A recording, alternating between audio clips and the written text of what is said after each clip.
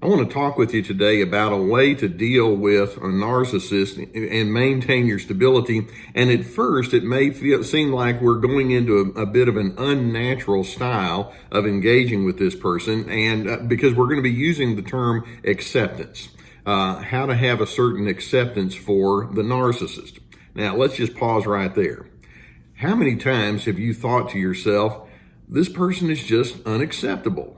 The way they treat me is unacceptable. The way that they think about me and how they manage their emotions and all of their double standards that they have and the way that they try to portray me with other individuals, I find this individual and the way that they do life to be unacceptable. Now, this can be somebody that you're married to, unfortunately, or live with, or it may be somebody you work with or someone in your extended family. And frankly, it's reasonable to say these are things about that individual that I find unacceptable. So when along comes Les Carter and says, well, let's think about things we can accept about the narcissist, it's like, oh, where are we going with this? Well, what we're going to do is we're going to look at some truths about narcissism and about the narcissist that you live with specifically to see if we can have a certain amount of acceptance. And some of it is not going to be pretty, but nonetheless, it's there. So let me see if I can go through some things that we need to learn how to accept regarding the narcissist, and then I'm going to want to turn the tables and talk about some things we need to accept about you. For example, I accept the fact that a narcissist thinks they're always right. I don't like it. I don't agree with it. But when they're wrong, or they seem misinformed, or they are popping off at the mouth, that person thinks that they're right. You know what? I accept it. And it doesn't mean condone. It doesn't mean agree with. I accept it's true.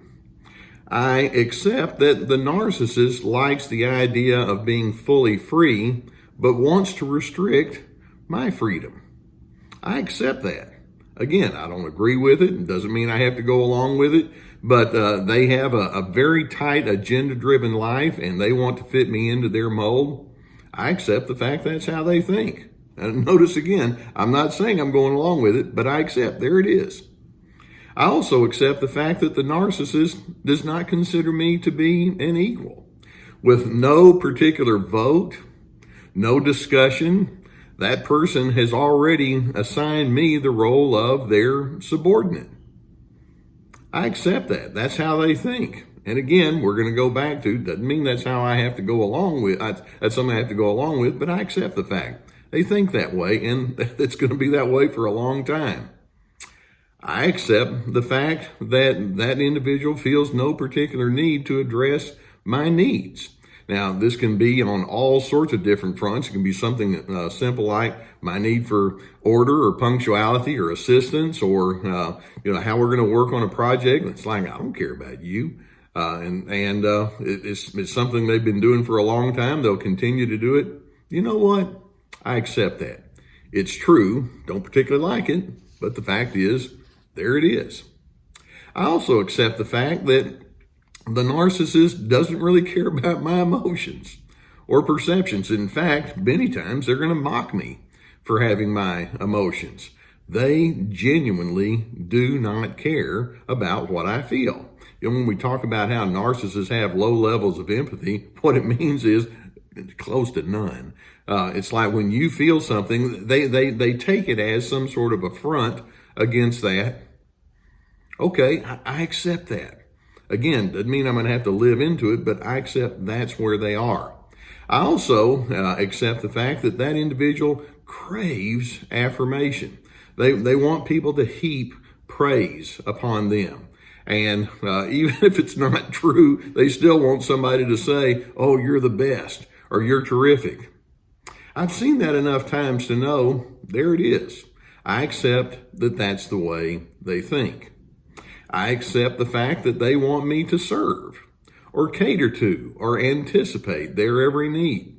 They think that they're the only person in the room that matters, and so that's how they're going to engage with me or other individuals.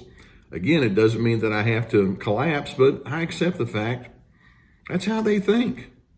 I also accept the fact that when the narcissist is angry, Probably it's going to be someone else's fault that they feel that way, and there's a real high probability that I'm going to get thrown into the mix. So many times when we've had conflict or strain or tension, I wind up being the reason for that person to be feeling the way they are. They don't have any desire to take responsibility for what they feel. You know what? That's a truth. I accept that.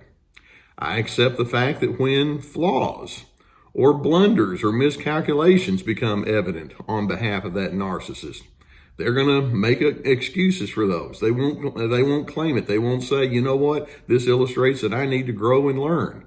They can't do that. It's a truth. I accept it.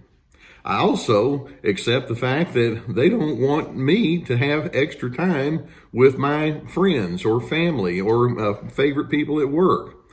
Chances are they're not going to get along with each other, the narcissist and all my other acquaintances, and the narcissist wants that to be minimized. I accept that. That's how they think. Again, doesn't mean I have to go along with it, but I accept it. In addition to all of that, I accept the fact that the narcissist has a very low level of insight. Now, that individual thinks that they know everything they need to know, which illustrates their lack of insight. They think they know more than everybody else. And so rather than pushing against that, I accept the fact that's how they're going to respond. That's how they operate. I also accept the fact that intimacy and closeness is not something that I'm going to be able to share with that person. They genuinely do not know how to do that. Now, you'll notice that as I talk about all these things that I accept, it doesn't mean I condone it. It doesn't mean that I'm going to flow with it and play my role that they want to assign to me. But it does mean I'm going to quit pushing against it. Rather than arguing and pleading and begging, saying, please, please quit thinking that way. Quit being this way. Quit, come up with a different way of living. That's what so many people do when they try to get along with a narcissist. It doesn't work. And all of that emotional pushback that you have towards that narcissist implies you're not accepting the truth of what's right there in front of you. And that has to be something that you're going to be willing to come to terms with. Now, in order to do that, you need to take a look at certain truths about yourself. And I'm going to share with you some truths that I'll go ahead and personalize it, but I'm hoping that this is something that you can personalize as well. And that is, there's certain things about me that I accept. I accept that I'm reasonable at least a high percentage of the time, and I make sense. I also accept that in those moments when I'm not reasonable and when I make my mistakes, I can adjust.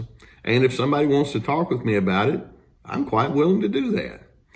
I accept the fact that if someone invalidates me, my emotions are what I am anyway. And if you want to invalidate me and my emotions and how I think and feel, then you can do that, but I don't invalidate me. I have what's on the inside of me, and I'm going to take responsibility of it for as best as I can. I accept that about myself. I also accept that my interpretations and my preferences matter. In fact, if somebody comes along and says they don't like them, it's like, okay, that's where you are, but I still accept my interpretations and my perceptions. It's just part of who I am, and I embrace me. I accept the fact that being right is a good thing, but also I accept the fact that my love is something that supersedes my correctness. That's what I want to build my life upon. And if the narcissist wants to bring me into a discussion about right and wrong, at the base of it, it's like I accept the fact that I have a pretty reasonable understanding of how to find balance with respect to all of that. I accept the fact that I don't really require another individual's, particularly that narcissist, permission to have self-esteem.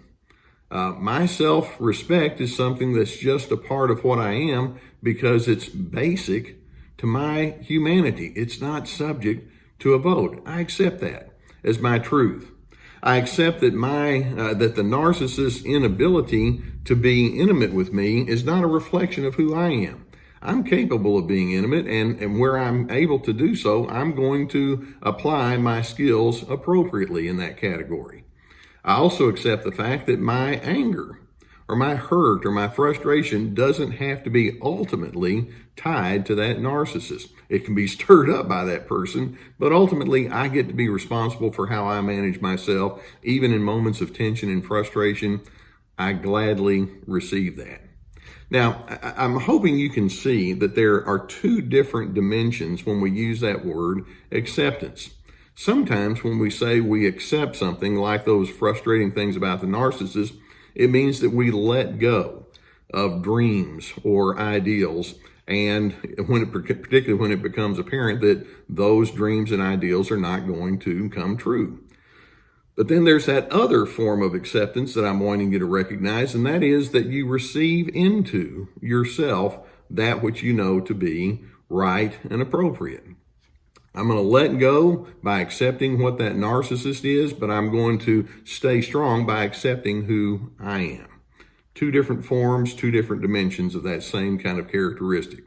So I'm hoping you can recognize that if you're going to be able to get along in a halfway decent way with a narcissist, you need to have a balance between both forms of acceptance. That's not something a narcissist is able to do, but then again, I accept that as simple truth. Now, I do hope that a video such as this prompt you to do some good thinking and that stimulates some good insight and awareness. And if you'd like to have more videos, if you've not already hit that subscribe button, go ahead and do so right beneath the video.